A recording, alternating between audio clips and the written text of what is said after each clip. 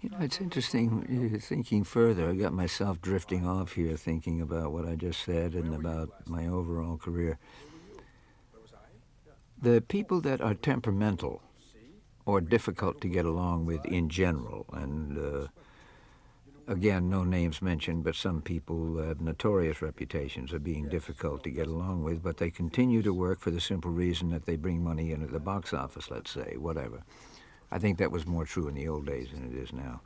But the really, really good actors usually are the most professional and the nicest and the easiest to get along with and the most helpful. Really good actors are very giving. They are playing a scene not, to get attention to themselves or this and that. They're playing the scene the way they think it should best be played. And so often I've worked with actors that really didn't even know where the camera was. I love Annie Bancroft, whom I think is one of the best actresses ever. I think she, Maggie Smith, a handful are the best that there is. Vanessa Redgrave, who might be very, a bit odd as a human being, and very, very loud about her politics or this or that or whatever. You got to listen to that crap all day long. But anyway, boy, can she act. There's no question about that. And she said, now, I have not worked with her, but I've seen her work. And I know, God knows how many people who have. The really best of actors are helpful and wonderful and generous, If a scene really works, everybody smells like a rose. Let's put it that way. But a scene doesn't really work if someone is in there trying to say, this scene is about me. Get everybody else to shut up. I don't want anybody making a move and put the camera on me. I think those days are gone. They used to be around.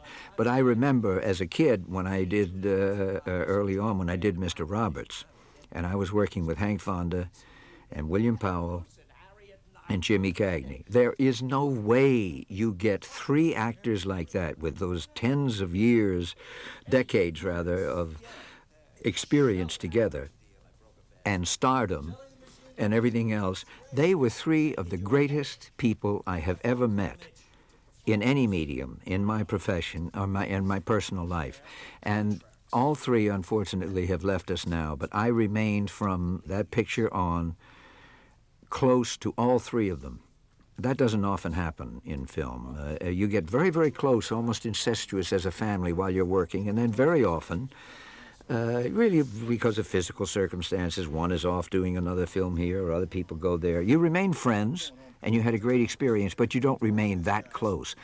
All those decades before the three finally individually passed away, I remained very close to all three of them. I would make trips to see them.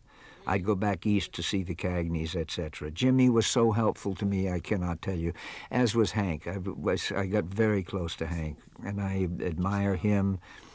There's admiration and love and great respect with all three.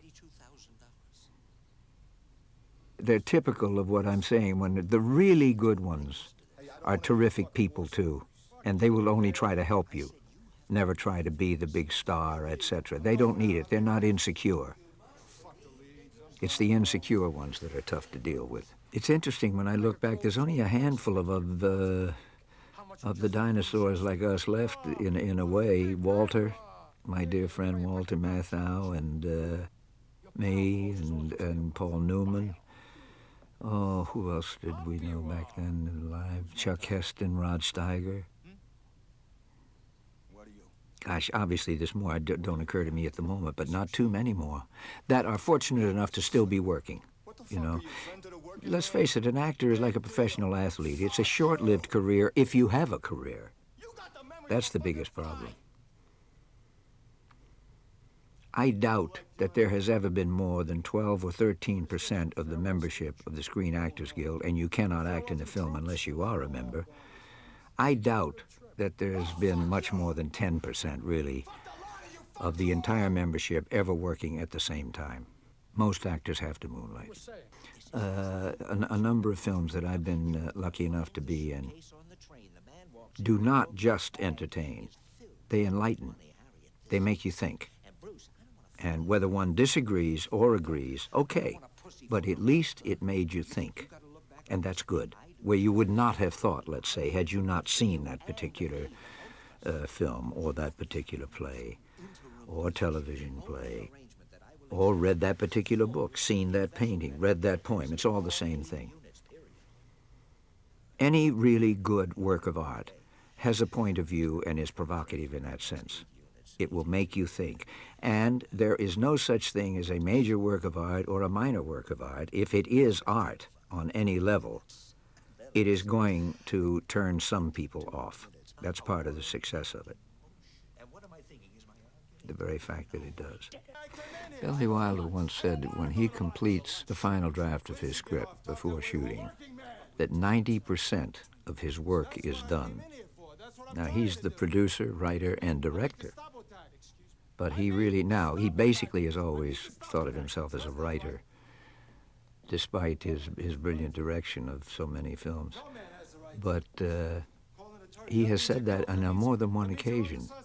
And of course, we're very close and we talked about it, and he says, I really mean it. I feel that 90% of the picture is done when I have written my final draft. The 10% that's left is the drudgery of putting it on the screen. Interesting choice of words.